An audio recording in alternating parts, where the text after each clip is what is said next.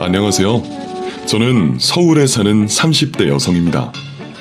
평범한 가정에서 평범하게 자랐고 대학 졸업 후 여태껏 쉬지 않고 일해온 10년차 직장인이기도 합니다.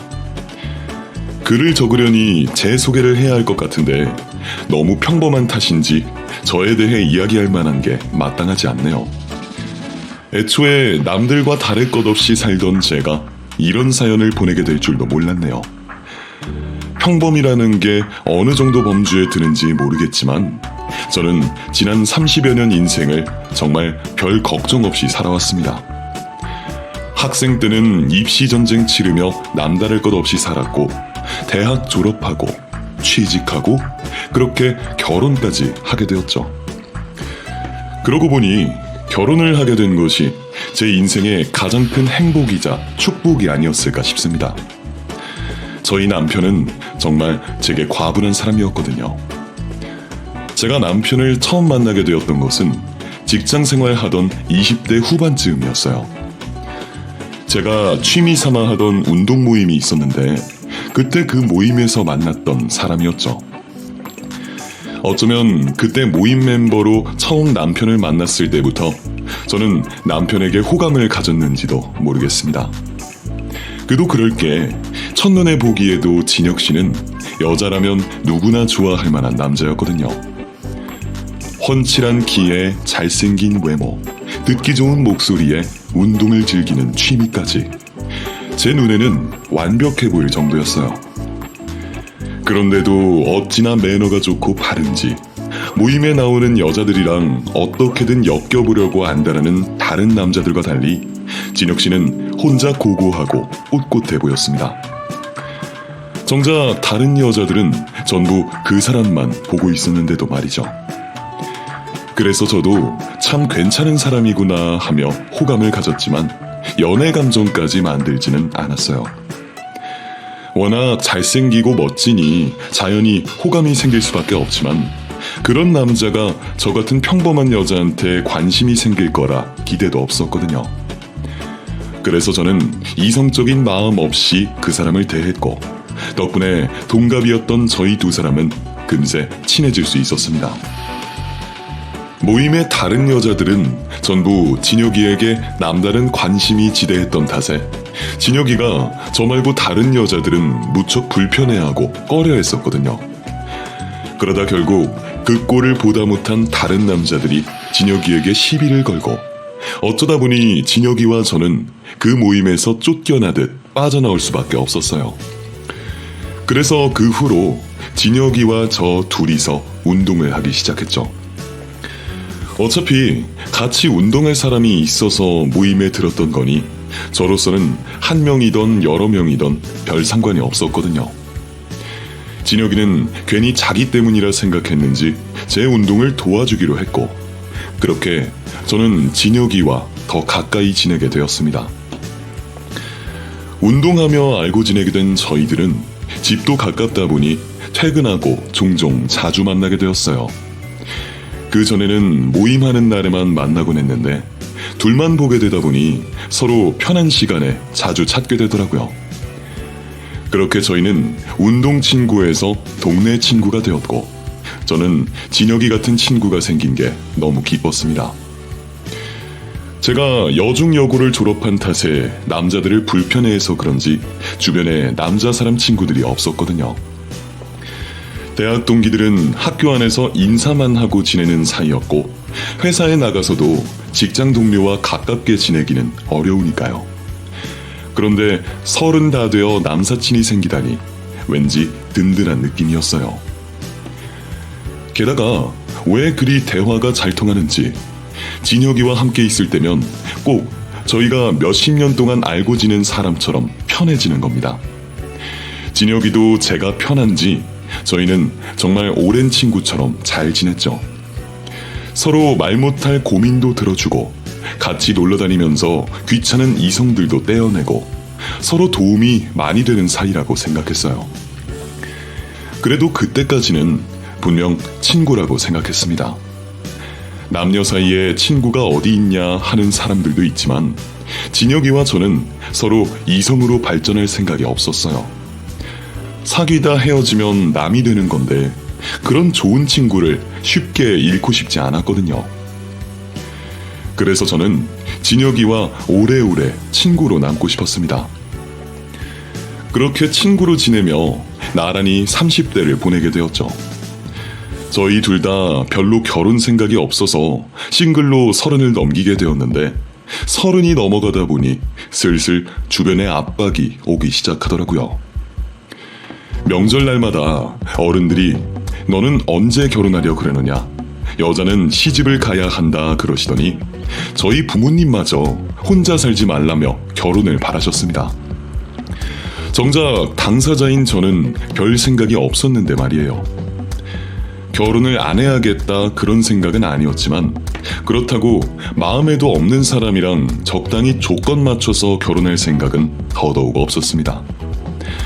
어디 진혁이 반만한 남자라도 있으면 결혼하겠다 싶은데 세상 일이 마음 같지 않더라고요. 그러다 보니 진혁이와 저는 종종 나중에 결혼할 사람이 정 없으면 둘이 결혼할까 하는 우스갯소리를 하기도 했었죠. 우리 나중에 늙어서도 결혼 못하게 되면 둘이 같이 살까? 우리 정도면 꽤 잘 맞지 않아? 뭐? 됐어. 나는 좋은 남자 만나서 결혼할 건데? 40 되기 전에는 임자 나타나겠지. 그래도 못 가면 나 데리고 살든가. 내가 이내 너 많이 좋아하는 거 알지? 분명 진혁이가 별 생각 없이 한 말이라는 걸 알면서도 저는 왠지 그 말에 설레었던 것 같습니다. 사실 저는 진혁이를 친구로 생각하면서도 늘 진혁이 같은 남자가 어디 없나 싶었거든요. 한없이 다정하고 세심하고 능력까지 출중한 이런 남자가 흔하지는 않으니까요. 하지만 진혁이가 제게 관심이 없다는 걸 알기에 저는 좋은 친구로라도 곁에 있고 싶었습니다. 그런데 저도 모르는 사이에 제 마음이 점점 커졌던 모양입니다. 저도 분명 진혁이와 친구로 남고 싶다고 생각했었는데 어느 날 제가 술을 진탕 먹고는 진혁이에게 좋아한다 고백을 해버린 거예요. 술 기운에 미친 짓이었지만 이상하게도 술을 깨고 나서도 그 기억은 생생하기만 했습니다. 저도 모르는 새에 언제 마음이 그렇게 커졌던 건지 취중 진담을 뱉은 저는 당황스러울 수밖에 없었습니다. 이제 힘들 때는 부모님보다 진혁이가 더 생각나곤 했는데 내가 그 관계를 깨버렸으니 좋은 친구 하나 잃었구나 싶어 너무 두려웠어요.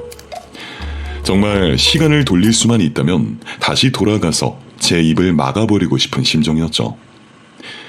저는 고개를 들 수 없이 창피한 마음에 그날 후로 진혁이를 피해 다녔습니다. 도저히 진혁이 얼굴을 볼 수가 없어서 이러다 그냥 멀어져야겠다 싶었죠. 그런데 며칠 지나니 진혁이가 저희 회사 앞까지 찾아왔더라고요. 뭐야, 진혁이 네가 우리 회사에는 웬일이야? 웬일은 네가 연락도 안 받고 안 만나주니까 내가 여기까지 찾아왔지. 너 나 언제까지 피하려고 그래? 피하기는 누가 바빴어. 너 그날 일 때문에 나 피하는 거 아니야? 내가 불편해서 그러잖아. 그래, 그날 내가 실수한 게 미안해서 그런다. 실수? 너 나한테 고백한 거 그냥 실수였어? 그럼 실수지. 우리 좋은 친구잖아. 안 그래? 정말 그냥 친구야? 내가 남자로 보이는 거 아니고? 이내야, 그동안 네 마음 몰라줘서 미안해. 근데 나도 이내 너 좋아하고 있어. 그럼 우리 이제는 친구 말고 연인으로 만나볼래?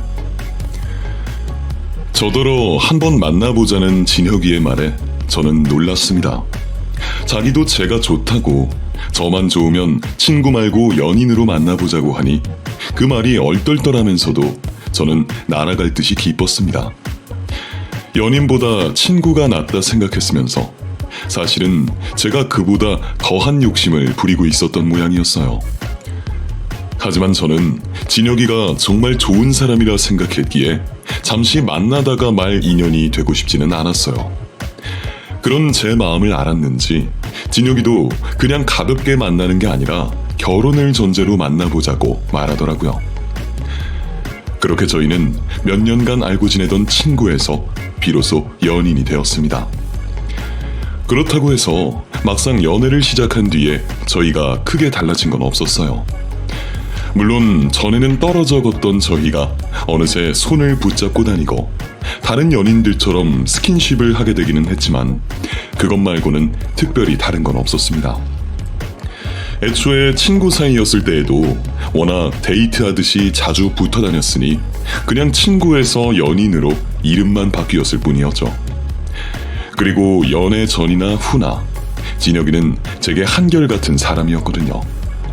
늘 저를 챙기고 걱정해주는 다정한 사람이었으니까요. 하지만 주변의 시선은 많이 달라질 수밖에 없었습니다. 동네 친구였을 때에는 남에게 소개하는 일 없이 저랑 단둘이 보냈는데 제가 그 나이에 오랜만에 연애를 하게 되었다는 소식에 주변 사람들이 소개시켜달라 성하였어요. 그래서 남자친구로 주변 사람들에게 진혁이를 소개하게 되었는데 남들이 보기에도 진혁이가 괜찮은 사람이었는지 다들 저를 부러워 죽으려 하더라고요. 기집애. 우리들 다 선보고 소개팅하고 다닐 때 자기 혼자 결혼 생각 없다 그러더니 이런 남자를 숨기고 있어서 그랬구나. 네가 여태 만난 남자들 중에 제일 괜찮다. 어디 괜찮기 뿐이야? 앞으로도 저만한 남자는 없을 것 같은데? 기민에 성공했네. 제 남자친구를 본 사람들은 전부 제가 봉잡았다며 저를 부러워했습니다. 그럴 수밖에 없는 게 제가 봐도 진혁이는 제게 아까운 남자였거든요. 외모로만 봐도 진혁이는 키도 크고 훈남이었고 자기 관리도 열심히 하는 편이라 피부도 좋고 몸도 좋았어요. 사실 다들 30 넘어가면 어쩔 수 없이 나이 든 티가 나기도 하고 특히나 여자들에 비해서 남자들은 뱃살이 나오고 아저씨 소리 듣기 좋은데 제 남자친구는 주변에서 다들 20대로 볼 정도로 상태가 좋았거든요. 그래서인지 같이 데이트할 적에도 괜히 힐끗거리는 여자들이 참 많았어요. 그런데다가 집안도 유복하고 알아주는 대학에 연봉도 높은 편이라 남편감으로도 최고였죠. 그래서 제가 생각해도 평범한 제가 만나기에는 과분한 사람이라 생각했습니다. 저랑 연애하기 전에도 회사며 주변에서 고백을 여러 받았던 걸 저도 알고 있었기 때문에 솔직히 진혁이 정도 되는 남자가 왜 저를 만날까 싶었어요. 물론 제가 좋고 저랑 잘 맞아서 그런다고 말은 했지만 완전히 이해가 되지는 않았죠. 오죽했으면 주변 지인들까지 무슨 수로 꼬셨냐 물어볼 정도였으니 말 다 했다 싶네요. 그런데도 진혁이는 여자들한테 큰 관심 없고 저 말고 다른 곳에 한눈 팔지 않는 지고지순한 남자였습니다. 게다가 얼마나 세심하고 다정한지 가끔은 여자인 저보다도 여자 마음을 더 잘 아는 것 같았어요. 제가 먼저 말하기 전에 세심하게 저를 챙기고 안목도 좋아서 저보다 제게 잘 어울리는 걸 잘 골라주던 사람이었거든요. 그런 남자친구와 연애하면서 제일 좋았던 점은 사소한 기념일을 잘 챙긴다는 거였어요. 저는 나이 먹어가며 날짜 가늠도 안 되는데 그 사람은 우리가 만난 지 100일이다, 200일이다 하며 소소한 행복을 주더라고요. 가끔 꽃이 예뻐서 사봤다며 별일 없이 꽃다발을 안겨주고 제게 어울릴 것 같다며 선물을 하며 깜짝 이벤트로 저를 기분 좋게 만들어 주었습니다. 그러니 당연히 제가 진혁이를 점점 더 좋아할 수밖에 없었죠. 아무리 결혼 생각 없던 사람도 그런 남자를 놓치고 싶지는 않을 겁니다. 저도 솔직히 내가 앞으로 그 사람보다 더 괜찮은 사람을 만나지 못하겠다 싶더라고요. 제가 결혼을 바라서 그랬는지 결혼 생각이 없다던 진혁이도 저와는 결혼할 수 있을 것 같다며 그렇게 저희는 결혼을 약속했습니다. 그 소식에 양가 부모님은 하루빨리 날을 잡기 바라셨고 동갑내기인 저희들은 30 중반 나이에 결혼식을 올리고 부부가 되었죠. 그렇게 처음 친구였을 때부터 연애하고 결혼할 때까지 남편은 늘 제 편에 서서 제 손을 들어주던 사람이었어요. 그런 남편과 결혼을 하게 되었으니 제가 어떻게 행복하지 않을 수가 있겠나요? 게다가 시부모님은 또 저를 얼마나 예뻐하시는지 저는 하는 것 없이 과한 사랑을 받았습니다. 사실 남편도 잘났지만 시부모님도 사업하시면서 여유가 있으신 분들이라 어떤 며느리를 들여도 부족함 없으신 분들이셨거든요. 저희 결혼할 적에도 젊은 사람들끼리 무리하지 말으라며 집도 얻어주셨고 제가 혼수신경 쓸 일 없게 참 많이 도와주셨어요. 객관적으로 봐도 제가 남편에 비해 떨어지는 것 같은데 시부모님은 뭐가 그리 좋으신지 저한테 고맙다고 하시더라고요. 나는 우리 진혁이가 평생 결혼 안 하고 혼자 살 줄 알았지 뭐니. 그렇다고 다 큰 자식을 억지로 부모 마음대로 결혼시킬 수도 없는 거고. 그래서 말도 못하고 소가리만 했었단다. 그런데 늦기 전에 이런 며느리를 데려오니 우리가 얼마나 기뻤겠니. 사실 진혁이가 자기 입으로 결혼하겠다는 말을 꺼낸 게 처음이라서 더 기뻤단다. 그래서 우리는 이내 너한테 참 고마워. 어쩜 이렇게 예쁘고 착한 며느리를 얻게 되었는지 모르겠구나. 우리 집에 와줘서 고맙다 며느라. 앞으로 우리도 너를 딸처럼 생각할 테니까 너도 불편한 것 없이 잘 지내자꾸나. 외동아들 기르시며 늘 딸 욕심이 있으셨다던 시부모님께서는 저를 정말로 딸처럼 다정하게 대해주셨습니다. 저희 부모님도 안 해주시는 제 생일상까지 봐주시고 심지어 저희 결혼 기념일도 챙겨주시더라고요. 우리가 이내 너한테는 해주고 싶은 게 참 많은데 뭘 어떻게 해줘야 할지 몰라서 미안하다. 태어나줘서 고맙다 우리 며느리. 이렇게까지 안 해주셔도 되는데 정말 감사해요 어머님 아버님. 제가 더 잘할게요. 아니야. 지금도 충분히 잘하고 있는데 여기서 더 할 게 뭐가 있니? 그냥 너는 우리 진혁이랑 오래오래 잘 지내다오. 그런 시부모님이 제게 바라시는 건 그저 남편과 잘 지내라는 당부뿐이셨습니다. 제가 정말 이런 사랑을 받아도 되나 당황스러울 정도로 잘해주시던 시부모님이셔서 저는 더없이 행복했죠. 먼저 결혼한 친구들은 아무리 좋은 시부모님이라도 시자는 다 그런 거라고 한 번씩들 섭섭해하기 마련이던데 저는 시집가서 시부모님에게 서운해할 일이 한 번도 없었습니다. 오히려 시부모님이 제게 해주시는 것에 비해서 제가 보답해드릴 게 너무 없어서 늘 감사하고 죄송스러운 마음이었죠.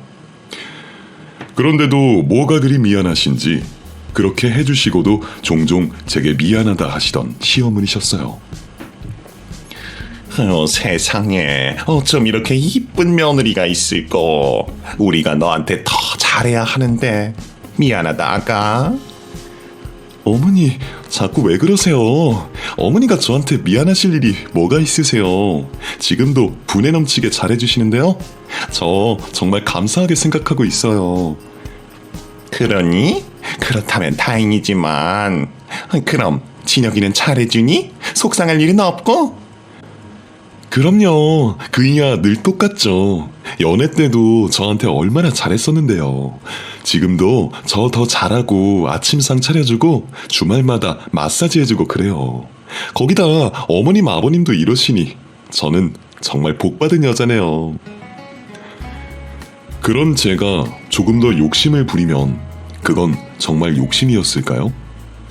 저를 친딸처럼 여겨주시고 부족함 없이 지내라며 생활비에 용돈까지 쥐어주시는 시부모님에 평소에는 언제나 다정하고 세심하고 심지어 철마다 내게 잘 어울릴 것 같아서 샀다며 옷과 가방들을 사오는 남편에 정말 더는 부러울 게 없을 결혼 생활이라 생각했지만 가끔은 왜 그런지 제 스스로가 외롭다 생각할 때가 있었습니다.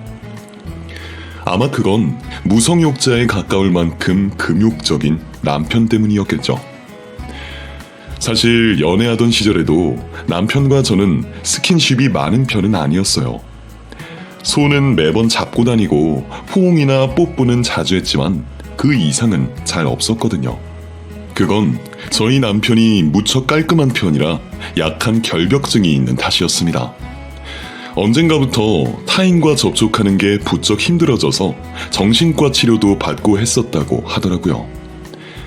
그래도 다행히 그런 것 치고는 평소에는 거의 눈에 띄지 않을 정도이고 제가 지저분하게 있어도 화내거나 하는 사람은 아니었어요. 그래서 오히려 다른 사람들과는 안 부딪혀도 저랑은 손도 잡고 하니 고맙다 생각했죠. 하지만 결혼을 하고 나니까 그마저도 아쉽더라고요. 나이가 있으니 하루빨리 아이도 갖고 싶고 매일 같은 침대 쓰는 남편과 좋은 시간도 보내고 싶은데 남편은 부부관계를 무척 꺼려했습니다. 보통 신혼이면 눈만 마주치면 붙어있는다고들 하던데 저희는 연애 때나 결혼 후나 별반 다를 게 없었어요. 오히려 결혼한 뒤로 좀 더 친구 사이 같아졌다고 해야 할까요? 분명 여전히 다정하고 세심한 남편인데도 저는 가끔 너무 외로운 듯 했습니다. 하지만 스킨십이 적은 건 남편의 결벽증 때문이라 생각했기에 남편을 이해하며 걱정하지 않으려고 했어요. 부부관계는 적었지만 여전히 남편과 함께 있으면 즐겁고 행복했고 남편은 누구보다 저를 우선순위로 두며 저를 신경 써주었으니까요. 불타는 사랑이 있으면 이런 친구 같은 부부도 있는 거라 생각하며 저는 저의 결혼 생활에 만족하려 노력했습니다. 그래도 다행히 남편과 저는 무척 잘 맞는 편이라 회사에 있는 시간 말고는 거의 붙어 다녔거든요.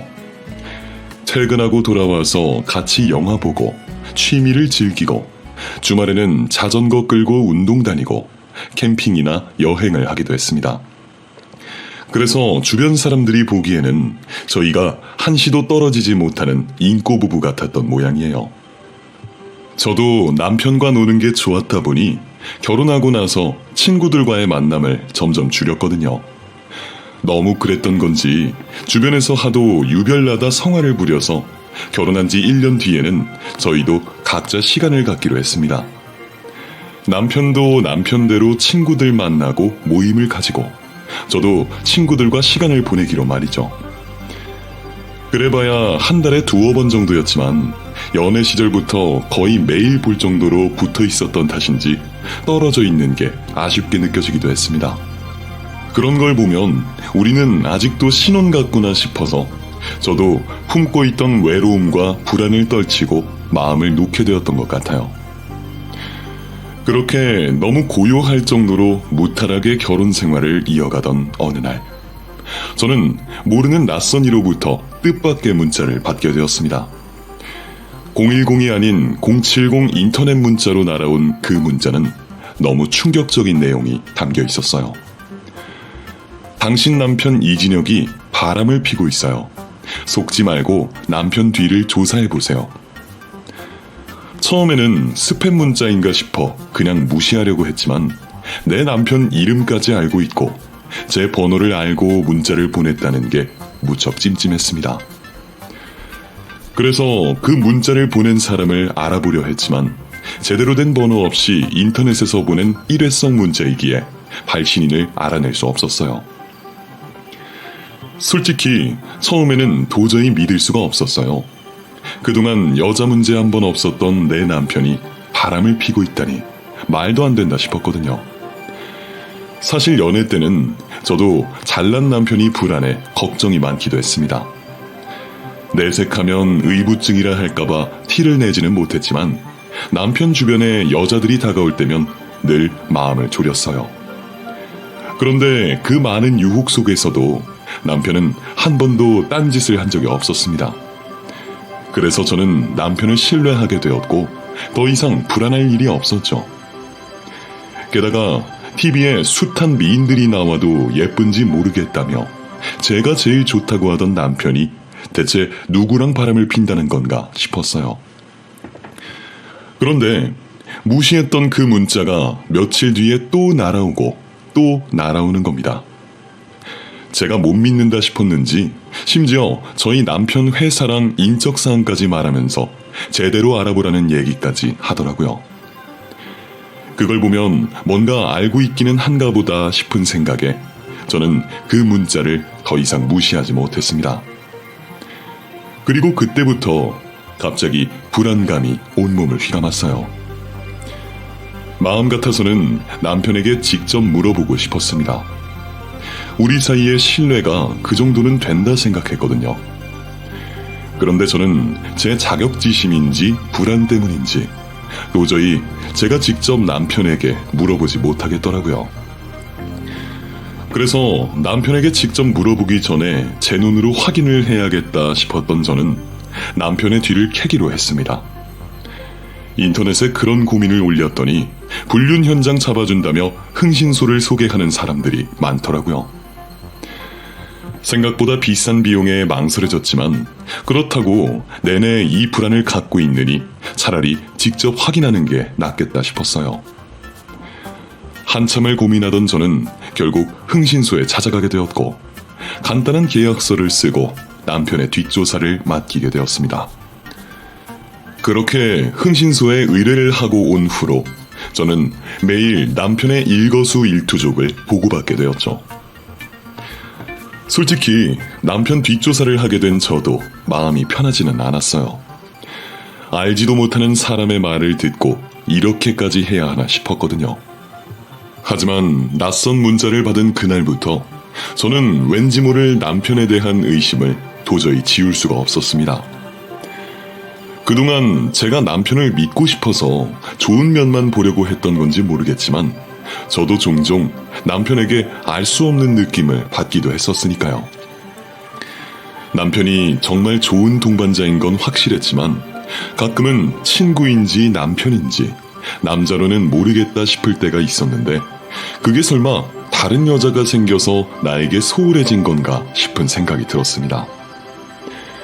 그래서 난생 처음 흥신소까지 찾아갔지만 제가 큰 결심을 한 것에 비해 큰 수확은 없었어요. 흥신소 직원이 하루 종일 제 남편의 뒤를 쫓으며 그 사람이 뭘 먹었는지 누구를 만났는지 다 보고해주고 있었지만 이렇다 할 의심의 정황은 없었습니다. 여자라도 만나야 그 중에 누가 상간녀일까 의심이라도 할 텐데 만나는 여자라고는 없더라고요. 평일에는 출퇴근만 하고 주말에는 저랑 보내거나 가끔 친구들을 만나는 게 전부였거든요. 덕분에 한 달치 수수료를 공으로 날려야 했지만 그래도 남편이 제가 의심하는 것처럼 외도를 벌이는 건 아니다 싶어 안심이 들었습니다. 그래서 다행스럽게 생각하며 한 달 의뢰를 끝으로 취소를 하려고 했는데 이번에는 그쪽에서 저를 붙잡더라고요. 저희가 일하다 보면 감이 있는데 이건 분명 뭔가 있어요. 정말 없으면 환불해 드릴 테니 더 지켜보시죠. 한 달 더 해보고 아무것도 안 나오면 돈을 돌려주겠다고까지 하면서 말이죠. 솔직히 상술인가 싶기도 했지만 왠지 불안한 마음이 남아있던 저는 결국 남편을 좀 더 지켜보기로 했습니다. 그렇게 다시 의뢰를 한 저는 이번에도 제발 아무것도 없기를 바라며 시간을 보내고 있었습니다. 그런데 보름쯤 지난 어느 날 갑자기 흥신소 직원에게 연락이 걸려왔습니다. 사모님, 오늘 남편분 야근한다고 하셨다 그랬죠? 네, 오늘 늦게 들어올 거라 그러더라고요. 근데 왜요? 지금 남편분이 차로 이동을 하셔서요. 저희가 쫓고 있거든요. 도착하면 주소 보내드릴 테니까 준비하고 계시다가 바로 나오세요. 아무래도 오늘 뭔가 건질 것 같습니다. 야근으로 늦는다던 남편이 초저녁도 안 되어 회사를 나왔다는 말에 저는 심장이 두근거렸습니다. 흥신소 직원은 뭔가 건졌다 싶어 기쁜 듯 했지만 저는 도저히 기분이 좋을 수가 없었어요. 남편이 대체 왜 거짓말을 했는지, 거짓말을 하고 어디를 가는지 불안했거든요. 그리고 흥신소 직원은 결국 어떤 모텔 주소를 제게 보냈어요. 주소를 보니 남편 회사에서도 저희 집에서도 한참 떨어진 외딴 동네의 모텔이더라고요. 일한다는 사람이 갑자기 남의 동네에서 모텔을 찾았다는 게 누가 봐도 의심스러운 일이었습니다. 그 소식에 놀란 저는 직접 운전을 할 자신도 없어 택시를 잡아타야 했습니다. 그렇게 불안한 마음으로 그 모텔로 도착한 저는 입구에서 저를 기다리던 흥신소 직원을 만날 수 있었습니다.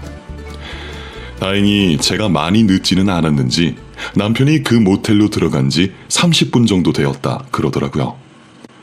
정말 우리 남편 확실해요? 여기 들어간 거예요? 예, 여기 차 남편분 차 맞으시죠? 저희가 퇴근해서부터 따라붙어서 여기까지 왔으니 확실해요. 그제서야 주차장에 있는 차를 보니 남편 차가 맞더라고요. 순간 심장이 쿵 내려앉았지만 그 순간까지도 저는 확신을 갖지 못했습니다. 그만큼이나 남편을 믿고 싶었던 건지 모텔에 갔다고 다 바람 피우는 건 아니라 생각했거든요. 같이 들어간 사람은요? 누군지 봤어요? 아니요, 같이 들어간 사람은 없었습니다. 근데 아마 안에서 만나기로 했을 거예요. 요새는 사진 찍힐까봐 따로 들어가기도 하거든요. 이럴 때야말로 현장을 잡아야 하는 거죠. 저희가 방금 몇 호에 들어갔는지 확인 다 했으니까 같이 들어가셔서 현장을 잡으시죠.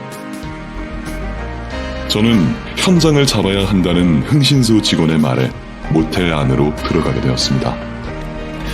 남편과 연애하던 시절에도 여행지에서 리조트나 호텔을 찾았지 모텔에 온 적은 한 번도 없었는데 내 남편이 낯선 이곳에 있다는 게 참 믿어지지 않더라고요. 하지만 모든 정황은 남편의 외도를 확인해 주었습니다. 그렇게 내 남편이 들어있다는 방 앞에 선 흥신소 직원은 모텔 직원인 양 말을 했습니다. 여기요, 안에 사람 계세요? 모텔에 불이 났어요. 얼른 문 여세요. 이런 일을 많이 해봐서 그런지 태연하게 연기를 하는 흥신소 직원을 보며 저는 그제야 제가 남편의 뒷조사를 하고 있었다는 걸 제대로 깨달았습니다. 그리고 그 문이 열리고 나면 제가 어떤 진실을 마주하게 될지 너무나 두려웠어요. 다행히 불이 났다는 소리를 의심하지 않았는지 안에서 다급히 뛰어나오며 문을 여는 소리가 들렸습니다. 그렇게 문을 연 사람은 다름 아닌 제 남편이 맞더라고요. 옷은 진작 벗고 있었던 건지 샤워 가운만 겨우 걸친 남편이 급히 문을 열더니 그 앞에 서 있는 저를 발견하고 놀랐습니다. 이래야, 네가 여기 왜 있어?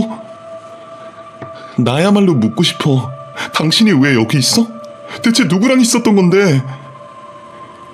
남편은 당황하는 와중에도 끝까지 숨기려는지 저를 막으려 했지만 남편이 누구랑 있었을까 궁금했던 저는 남편을 밀치고 방 안으로 들어갔습니다. 그리고 모텔방 구석 한켠에서 급히 옷을 챙겨 입던 한 사람을 발견하게 되었죠. 대체 어떤 년인지 머리채라도 잡아야겠다 싶은데 그런데 그 사람이 여자가 아니라 남자이더라고요. 뭐야? 당신 누구야?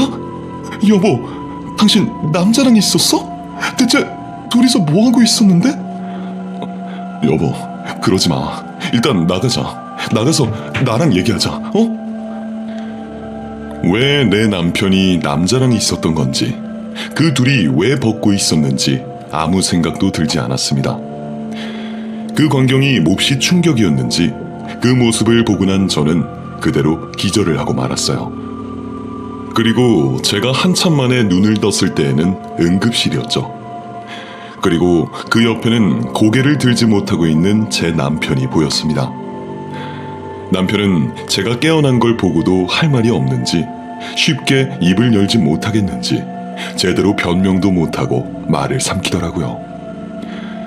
그걸 보니 제가 조금 전에 쓰러진 게 맞구나 싶고 아까 모텔에 가서 본 게 현실이었구나 싶더라고요. 아까 그 모습은 잠깐 안 좋은 악몽을 꾼 거면 좋겠다 싶었는데 그게 아니라 제가 그동안 환상 속에 살았구나 깨닫게 되었네요.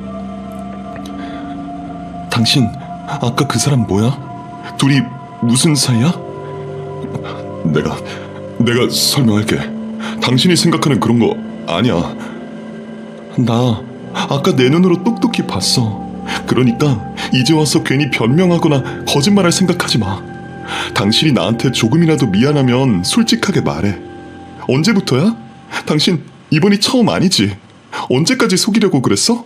아니, 그것보다 당신 언제부터 게이였어? 이내야, 내가 다 설명할게. 미안해. 내가 정말 잘못했어. 잘못? 그걸 잘못이라고 말할 수나 있는 건가? 그런 말 한다고 내가 당신을 용서할 수 있을까? 대체 어떻게 나를 속일 수가 있어? 내 남편이 남자를 만나고 있었다니. 도저히 믿고 싶지 않았지만 그게 진실인 듯 했어요. 남편이 바람났다고 의심하면서도 왜 상대가 여자일 거라고만 생각했는지, 그런 쪽으로 한 번도 생각해보지 못한 제가 참 바보 같더라고요. 스킨십을 싫어하고 여자한테 별 관심이 없던 것도 전부 자기 정체성 때문이었네요. 그것도 모르고 나는 그 사람이 결벽증이 있는데도 나를 위해 노력해주는 거라 생각해 고맙고 미안했는데 말이죠. 게이라고 생각했으면 다 이해가 되었을 텐데, 그제서야 저는 그동안 남편의 이상한 점들이 전부 이해되기 시작했습니다. 여자한테는 관심 없으면서 여자 마음은 너무 잘 알고, 남자면서 나보다 안목이 높아 최신 유행은 다 꿰고 있고, 그래서 가끔은 여자친구 같다고 놀리기도 했는데 별 의미 없는 말에 남편이 예민하게 반응하며 화를 냈던 게 다 제 발이 저려서 그랬던 모양이네요. 게다가 누가 봐도 100점짜리 남편의 모자람 없는 시댁인데도 늘 제게 미안해하시던 어머니를 생각하면 분명 시부모님은 알고 계셨겠죠. 그래서 항상 제게 고맙고 미안하다 하셨던 건지, 결혼한 것만으로도 고맙다며 다른 걱정 말라 하시던 어머니의 말씀이 무슨 의미였나 이제야 알게 되었네요. 그것도 모르고 저는 제가 전생에 나라를 구했나 복받았다 생각했다니, 제 교만이 제 눈을 가리고 있었나 봅니다. 처음부터였어? 그래서 결혼 생각 없다고 했던 거야?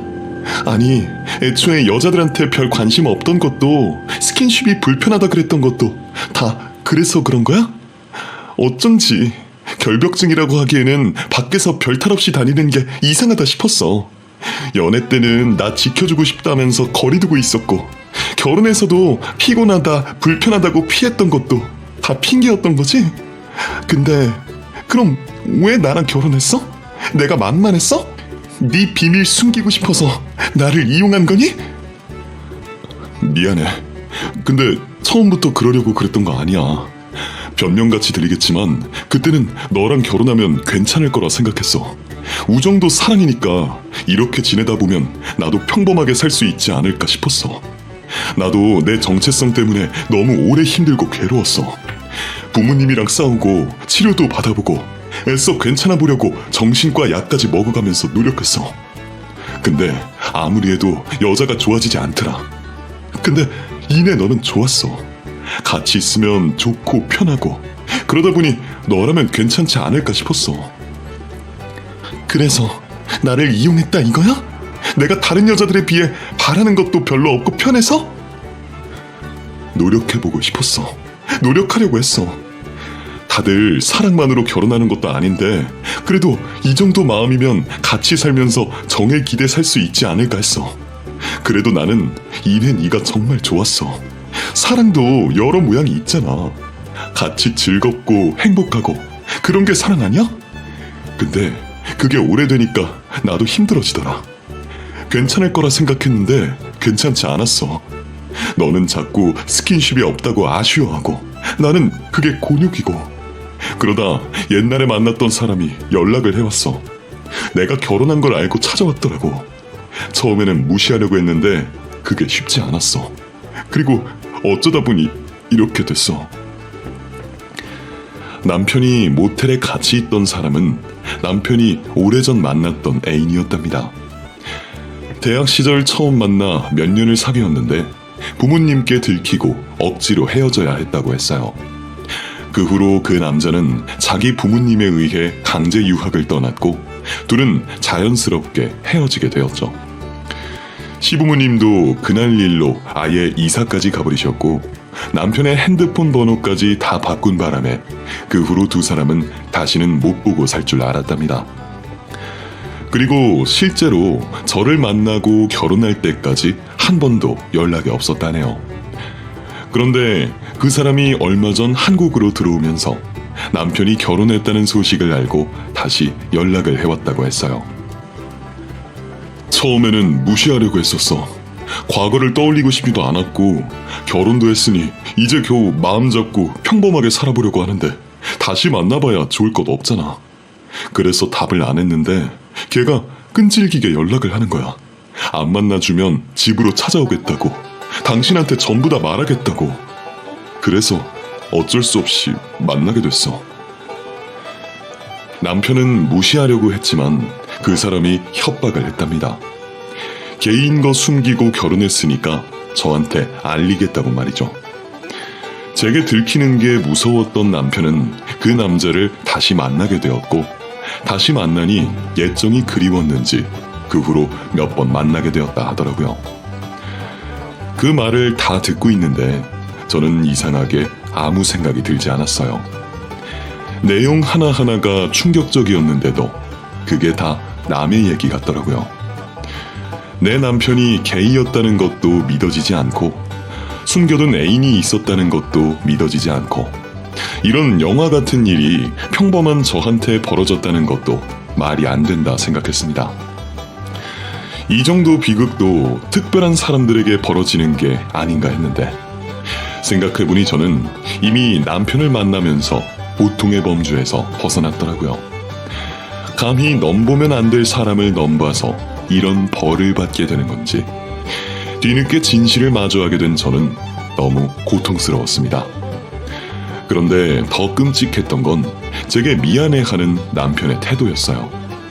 뻔뻔하게 속일 때는 언제고 남편은 그렇게 설명을 하면서도 저를 붙잡고 싶어 하더라고요. 옛 추억에 잠깐의 실수였다며 앞으로 다시는 그런 일 없을 테니 이혼은 하지 말자고 말이죠. 내가 뭐든 다 잘할게. 당신이 하라는 거 다 할게. 스킨십도 노력하고 우리 아이도 만들자. 당신이 바라는 결혼 생활 해줄 테니까 제발 이혼하지 말자. 처음부터 나를 속여놓고 이제 와서 미안하다니 내게 다 맞추겠다니 나를 놀리는 건가 싶더라고요. 나도 정말 평범하게 살고 싶어서 그래. 이내 너 아니면 그렇게 못해. 끝까지 나를 이용하겠다는 말에 기가 막혔지만 솔직히 조금은 불쌍하다는 생각이 들기도 했습니다. 그 사람도 그러고 싶어서 그런 정체성을 갖게 된 건 아닐 텐데 그동안 부모님께도 이해받지 못하는 마음을 가지고 힘든 일도 많았겠다 싶더라고요. 제가 남편의 정체성을 전혀 의심하지 못했고 주변 사람들도 전혀 몰랐던 걸 보면 아마 숨기려고 노력을 많이 했겠죠. 하지만 저는 그런 남편을 도저히 용서할 수가 없었어요. 남편이 처음부터 자기가 게이라는 걸 밝히고 저한테 솔직했으면 저는 오히려 남편을 이해했을지도 몰라요. 꼭 남녀 간의 사랑이 아니어도 남편과 제가 서로 주고받은 정이 많으니까요. 그럼 친구에 대한 애정 때문이라도 저는 남편이 바라는 평범한 결혼 생활을 지켜줄 수 있을지도 모르죠. 하지만 남편은 그런 저를 두고 바람을 피운 겁니다. 남편의 정체성이 어떻다는 걸 떠나서 그 사람이 나를 속이고 다른 사람을 만났다는 게 가장 큰 잘못이었던 거죠. 남편이 실수라고 말하는 그 일로 저는 평생 지울 수 없는 상처를 받아야 했고 남편과의 추억과 그간의 신뢰를 모두 잃어버려야 했습니다. 그래서 저는 더 이상 남편을 믿고 이해할 수 없었습니다. 제 마음은 여전히 미련이 있었지만 그래도 이혼밖에 답이 없더라고요. 이혼을 결심하고 모든 걸 다 알게 된 제가 시부모님을 찾아가서 따져 묻자 시부모님은 한참 눈물을 보이시며 미안하다고만 하셨습니다. 혹시나 싶었지만 역시 시부모님은 다 알고 계셨네요. 그래서 제게 늘 미안해하셨고 고맙다 하셨다니, 제가 그동안 받은 사랑과 관심이 제 몫이 아니라 저에 대한 죄책감 때문이었다는 사실이 저를 너무나 비참하게 만들었습니다. 차라리 그래도 제가 예뻐서 예뻐해 주셨다고 해주시지 하는 생각도 들었죠. 하지만 이제 와서 그런 생각을 해봐야 뭐 하겠어요. 저는 이미 속았고 지난 시간을 다시 돌이킬 수도 없는 걸 말이에요. 그렇게 저는 따로 준비할 것도 없이 남편과 원만하게 이혼을 하게 되었습니다. 그래도 제게 미안한 마음이 있는지 제 뜻대로 해주겠다는 시댁과 남편 때문에 재산 분할이나 소송까지 갈 일 없이 해결을 할 수 있었거든요. 그리고 저는 시부모님으로부터 위자료로 저희가 살던 집을 증여받게 되었습니다. 애초부터 그러려고 집을 해주셨던 건지 모르겠지만 결국 제가 마지막에 시부모님 덕을 보기는 했네요. 그렇다고 해서 마음이 나아지지는 않았습니다. 그 집에서 계속 살 생각은 없기에 저는 그 집을 처분하고 회사 근처에서 혼자 지내기로 결정했습니다. 주변에 이혼했다는 사실을 숨기지는 않았지만 이혼 사유는 굳이 알리지 않았어요. 그 인간을 지켜주고 싶어서 그런 건 아니고 제가 너무 창피해서 말이에요. 남자도 아닌 사람이랑 2년을 같이 살았다니, 그걸 또 보게 겨워 했다니, 제가 너무 자존심이 상해서 도저히 말을 못하겠더라고요. 그래도 어쩔 수 없이 친정 부모님에게는 솔직하게 말씀드렸어요. 그 덕분인지 처음에는 제 이혼 소식을 듣고 반대하시던 부모님도 이해를 해주시더라고요. 그리고 아버지는 그동안 저를 속인 남편을 용서할 수 없다며 남편을 곤죽이 되도록 두들겨 패셨어요. 미련한 건지 마지막 양심인 건지 전 남편은 그걸 그대로 피하지 않고 다 맞더라고요. 그런데도 미안하지 않은 걸 보니 저도 남편에게 미련이 사라진 모양입니다. 하지만 남편은 아직 미련이 있었던 건지 이혼 서류를 제출하러 가던 날 저는 남편에게 다른 이야기를 들었습니다. 정말 이혼할 거야? 마지막으로 마음 바꿀 생각 없어? 이제 와서 당신이랑 나랑 좋아질 수 없어. 그러게 차라리 그냥 친구로 지내지. 그럼 나는 당신이 남자를 좋아해도 응원해줬을 텐데. 결국 이렇게 된 건 다 당신 탓이야. 그러니까 나한테 더한 인내를 바라지 마. 알아. 내가 당신한테 얼마나 잘못했는지. 그래도 내가 당신한테 상처 주고 싶은 마음은 없었다는 것만 알아줘. 이혼을 앞둔 남편은 후회가 되는지 자꾸 말을 이어가더라고요. 만나자고 연락한 것도 그쪽이라 마지못해 몇 번 만났지만 그 남자도 결혼할 사람이 있는 상태라서 길게 이어질 관계가 아니었다는 겁니다. 그 말을 들으니 얼마나 더 기가 막힌지 이놈들이 여자 여럿을 기만한다 싶더라고요. 그런데 그 남자랑 결혼할 여자는 그 사람이 게이인 것도 다 알고 있다는 거였어요. 그걸 다 알면서도 남자가 너무 좋은지 껍데기만이라도 좋으니 결혼해달라고 했다더라고요. 그런데 더 기막힌 건 저한테 남편이 바람핀다고 제보를 했던 그 사람이 바로 그 여자라는 겁니다. 자기가 결혼할 사람이 제 남편에게 연락하는 걸 알고 두 사람을 찢어놓고 싶어서 저를 이용했던 거죠. 나도 대체 누가 당신한테 그런 문자를 보냈을까 궁금하더라고. 처음에는 그 사람인가 했는데 그 사람은 당신 번호도 몰랐거든. 그래서 알아보니까 그 사람이랑 결혼 약속한 그 여자가 그랬더라고.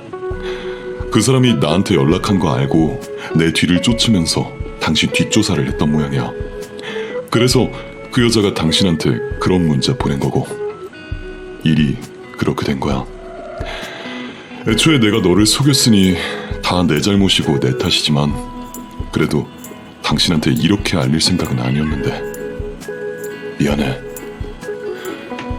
그 얘기까지 듣고 나니 내가 대체 몇 명에게 기만을 당했나 싶더라고요.